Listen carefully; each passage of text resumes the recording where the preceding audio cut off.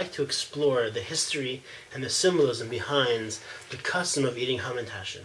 We know, as with all Jewish customs that never haphazard. They always have rich symbolism and meaning. I'd like to explore the many layers of the meaning behind the custom to eat Hamentashen, a three-cornered pastry that's filled with a sweet substance. So, what is the origin of the name? The name Hamentashen actually comes from the word Muntashen, which means mun, poppy seeds, tashen, pockets. It's really a German pastry that symbolized pockets filled with mun, with poppy seeds. But because it became a holiday food, we use a play on words and we call it Hamentashen to refer to, have a reference to Haman. So why indeed were they traditionally poppy seeds? So they're actually an interesting idea behind this.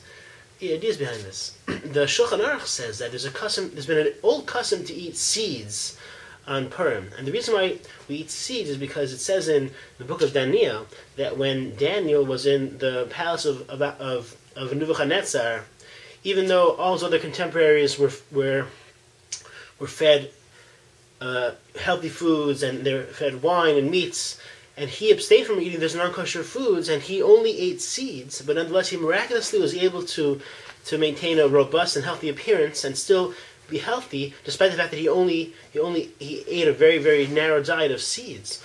And we're told that similarly Esther, when she was in the palace of Achashverosh several years later, that she was Moser Nefesh, she sacrificed, and she only ate seeds in order to keep kashrut in the palace.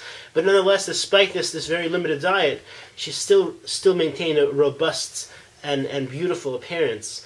So therefore, we're trying to remember the sacrifice of Esther and her commitment in keeping kashrut under very difficult circumstances. That's why we eat That's why we eat seeds, and we eat poppy seeds to remember this. So therefore, that's why we eat pastries with poppy.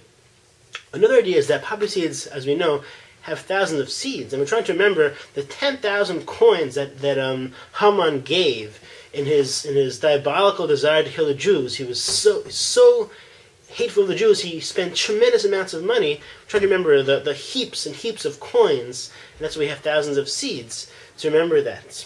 That's why we have Muntashen, poppy seed pockets. Another idea behind the name is the word Hamantash can be read as Haman became weakened, and the idea is that with God's help, Haman's plan and Haman's threats was eventually undermined and weakened, and the lesson is that just like Haman's plan was eventually undermined, so will all the other contemporary Hamans also have their plans become undermined and weakened. We know that the custom is to have a covered pastry, a pastry that covers over what it contains. So one idea is that, it's a very interesting idea, that Haman kept sending out letters urging the Jews to make preparations and to do tshuva because this impending genocide. And we're told that he was afraid that he would be stopped by Haman's minions and Haman's soldiers, so he had to send out letters in a secret way. So what he did was he kept the messages hidden inside pastries, and therefore, to remember the messages that were secretly hidden inside pastries, we also eat pastries that have food secretly hidden inside of it. That's another idea why we eat Hamentashen, and this is brought by the Alshich.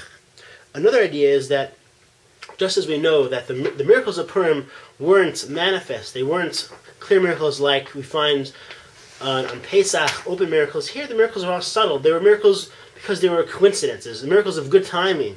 So just like the food here is hidden, it's covered over, we remember the fact that in Purim God acted in a hidden way through hidden miracles, and this is the new paradigm in which God does miracles. God no longer does open miracles, but God's miracles are always through hidden, embedded in nature.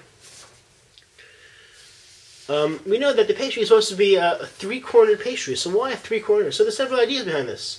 One is simply that Haman wore a three-cornered hat, kind of like the pirates. Pirates have a hat of three corners. So Haman also had a hat with three corners. That's what some say. Others say that the Gemara says that the reason why the Jewish people were spared is because we had this. God made this promise 3 times to all our forefathers that God will be there for them, and that nothing will ever happen to them.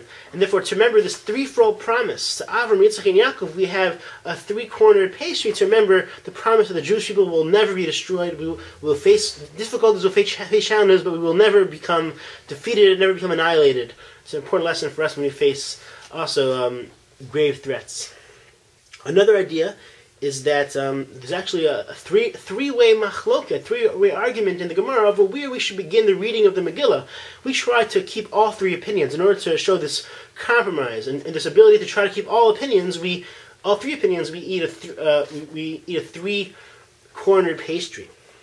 Another interesting idea is that the archaeologist and documentarian Simcha Jacobovicki has shown that the dice, the lots that people in the time of Haman used were actually the shape of a pyramid, and perhaps the Hamentashen is reflective of the Purim, the lots that were used to determine the Jewish people's fate. That's why we have another idea, perhaps why we have a pyramid-shaped pastry. Another idea, we know in Hebrew the Hamentashen are called Oznei Haman, the ears of Haman, which is kind of interesting. Why do we have pastries that the shape of the ears of Haman?